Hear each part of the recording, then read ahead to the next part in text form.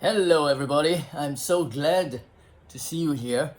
And today I want to talk about a very important topic in the Maximum Energy Channel, the scope of managing our energy. And it's a very simple question, but I strongly suspect many people, if not the majority of people, do not follow this principle of energy management. And it's really the first step to understanding not just the way we manage our energy throughout the day at work, to be acutely aware of our surroundings, to be able to think in a manner that is useful to our job, to be able to plan, strategize at work, whether we are serving in the service line, whether we're doing sales, whether we are in management, to be able to make the most use of our time. And it comes back to this penny wise, pound foolish principle that a lot of people have, that the more you do something, the more hours you spend doing something, the more successful you will be. And that is so far from the truth, because there are people, for example, students, who sit in the library for 10 hours and they retain hardly 10% of what they studied. And there are people at work who slog and they're hardly ever successful because they're not doing the right things, they're not making the right plans, they're not strategizing well enough. And all these could be caused by the flouting of one very important principle. So I asked a question in my Facebook post recently: when should preparation for a certain workout begin? In other words, for example, this week you plan to work out 4 or 5 times, or 5 or 6 times, or for those of you who are competitive athletes, 12 to 18 times. Okay? So whatever you've planned, don't make use of the excuse and say, okay, I'm not an elite athlete, I don't care about all this. Because the same principle I'm about to share with you now, which is so simple that it sounds simplistic almost, applies to everyone, whether you are an elite athlete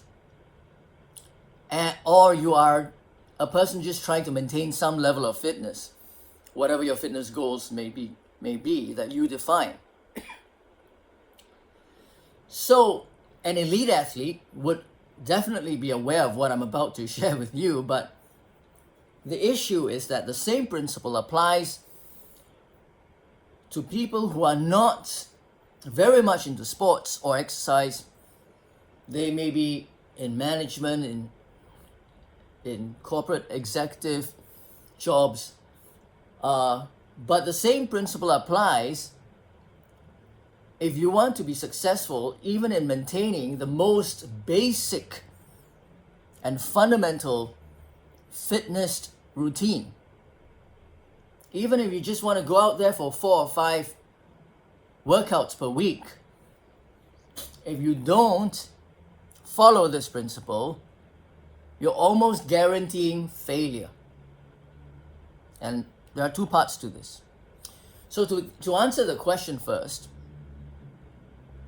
when should preparation begin for a workout? Say today. You've got a workout planned for today. When should preparation for the workout be? You might think, okay, I should eat a good breakfast, or I should eat sufficiently for lunch. And I have people, I've had clients who don't even know that they must eat sufficiently before their workout at 6:30 p.m. when they get back from work. All right, and then they get too hungry and they say they have to eat, so they have to skip the workout. There are actually people like that over the years I've met and trained. If you know that your lunch break, say, is at 12 noon, 12 to 1 or 1 to 2, and you're going to be hungry by 6:30 p.m., you've got to take a snack at 3 or 4 p.m. It's that simple, right? Or 4 or 5 p.m. You've got to take a snack. And it's a given, but there are people who just flout these principles because they don't care. They don't know how important it is until they get home and then they feel too hungry and they have to eat. Which means that they skip the workout. And that's precisely what we're talking about. So we're not even talking about elite athletes here or highly competitive ones. We're just talking about someone trying to maintain their basic fitness routine, and they can't do it because they're constantly hungry by the time they reach home. Even though they ate breakfast, they ate lunch. But you see, they did not take that snack at 4 p.m. when they should have.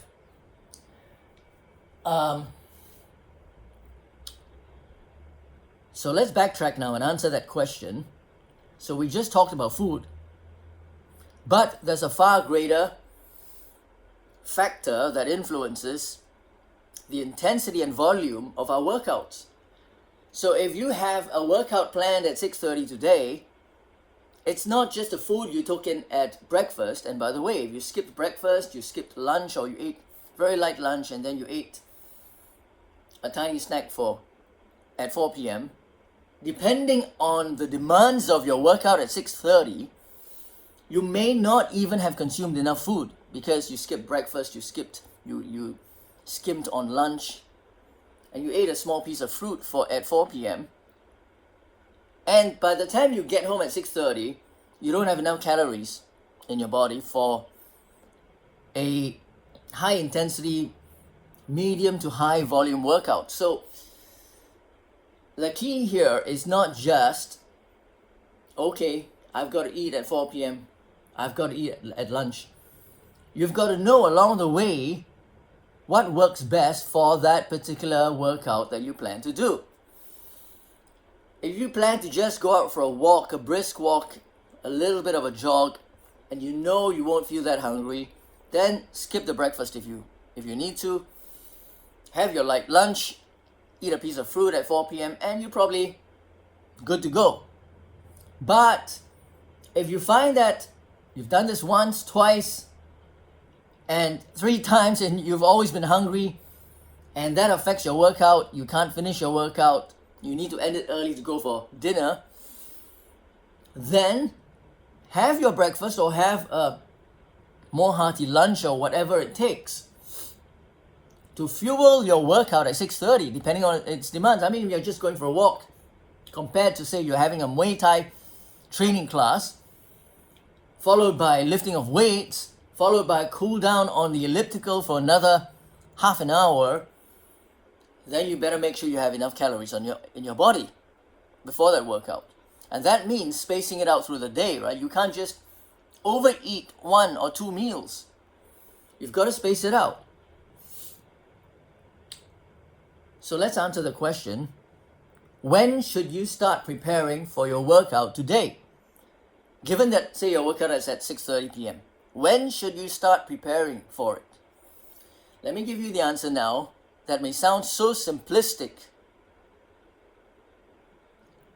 that you might have ignored this principle for a very long time. And it sounds simplistic, but the question is, do you follow that principle? Do you obey that principle in your life? And that is, preparation for a workout at 6:30 p.m. today should have begun last evening. There you go, folks. And I'm not talking about elite competitive athletes here or world-class athletes. They all know this. Many people think that it's very easy to be a world-class athlete. You don't need to go to the office. You just train and have fun. But the thing is, can you do the kind of training at their level of intensity and volume? Can you push that hard? But much more than that, do you give yourself enough time to recover from the previous workout so that you can repeat it again the second part of the day, the third part of the day, or even the next day? Even if it is a different workout, but you know There are objectives in that workout that must be met for you to progress as a professional athlete. Will you be disciplined enough to organize your time and your activities before and after your workouts so that you actually achieve your goals? And of course, we're talking about a world-class or a professional athlete. They know how to do that. I'm just saying that most people don't really have a clear picture of how hard it is to be a professional athlete. They think it's just fun and games, but they don't see that a huge part about being a professional athlete is the discipline that is required for them to prepare for the workout and prepare to rest after the workout before the next one. In other words, being a professional athlete is a 24-hour job, including the parts that they have to sleep and to rest. Just imagine if you're in a 9-to-5 job and you work in that job for 40, 50 years. But imagine a professional athlete squeezing everything into 10, 15 or 20 years to achieve the best that they can. Now, I'm very much into high achieving athletes, even into their latter years, their more senior years. But most people, including professional athletes, want to start a family sometime, and the energy demands of starting a family would consume the kind of energy you need not only to train, not only to prepare for the workouts, but to rest and recuperate. And the average person has the wrong idea of professional athletic training. So you think, why do you need to recuperate? Shouldn't you be as tired as you can get yourself to be? No, because as a professional athlete, you want to recover as quickly as possible so you can repeat or do another intense workout as soon as possible. Now, we're not saying that you shouldn't have rest or easy days. I'm saying that the easy days have to be easy, but they have to be performed. And in between, you have to have enough. What's the point of having an easy day if you only slept 3-4 hours that night?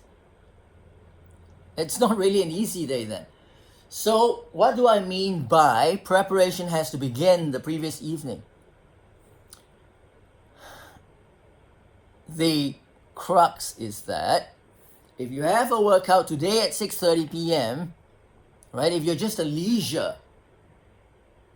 fitness maintaining person, right? You just want to maintain some level of fitness or improve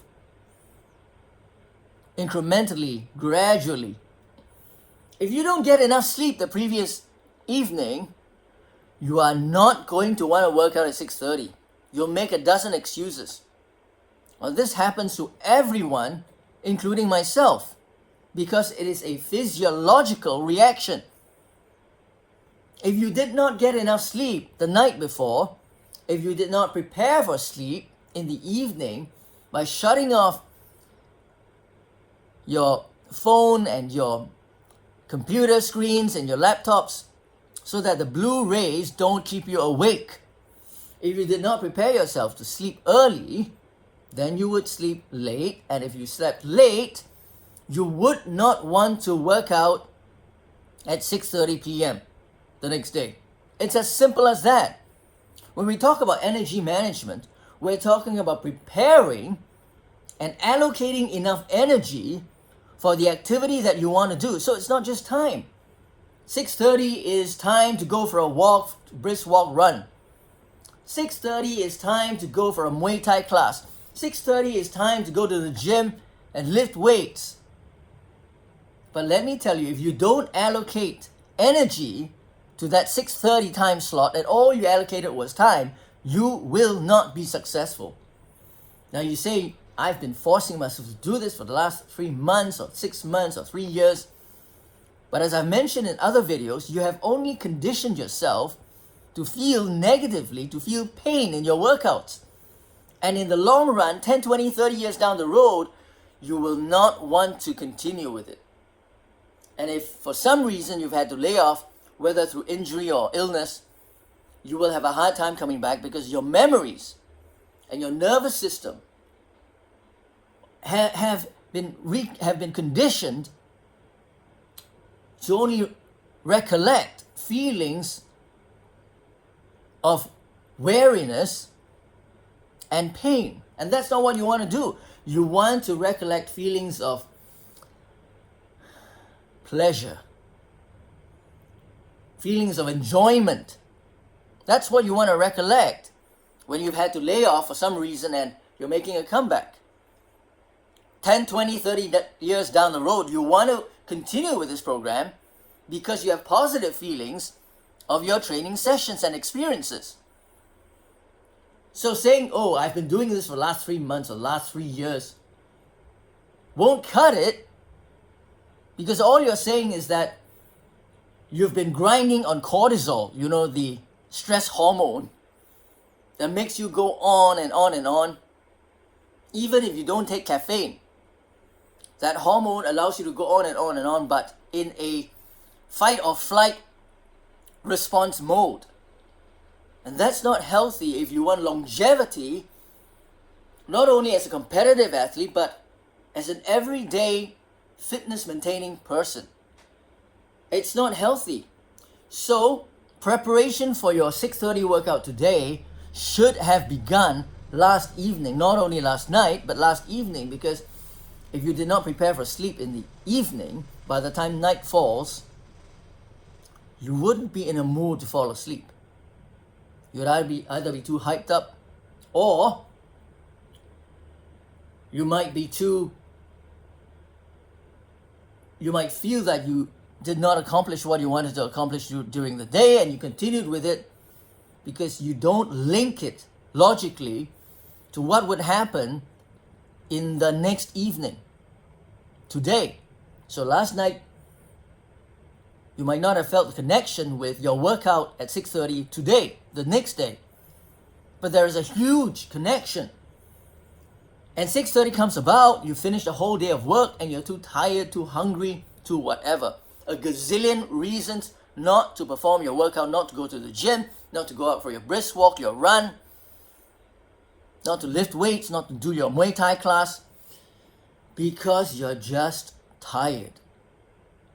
You want to be motivated for your workout every day? Make sure you prepare for it the evening before.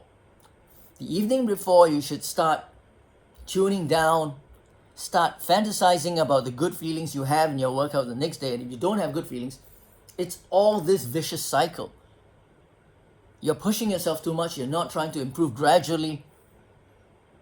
It produces pain, a very bad kind of conditioning for the future. And if you're tired all the time, you just remember weariness. So you're not thinking about the next evening, because the next evening will probably not bring good feelings again. That's your recollection, that's your memory. So what you want to do is create an environment where your workouts are enjoyable. And to do that, start the evening before. Make sure you cool down, you relax, you prepare for bed, you turn off your electronic devices that emit blue rays, you go to sleep early, you have plenty of sleep. Now, there are many people who want to keep arguing about how little sleep they can get. Let me tell you, if you want to be on the brink of breaking down and you want to use that as an excuse to sleep as little as possible, then just accept the fact that your workouts will never feel good. You will never feel like working out when time comes to work out, and you're not going to be successful in the long term. So I hope this has benefited you. I'm not going to belabor this point. I think you know what I'm driving at. Prepare for your workouts the previous evening.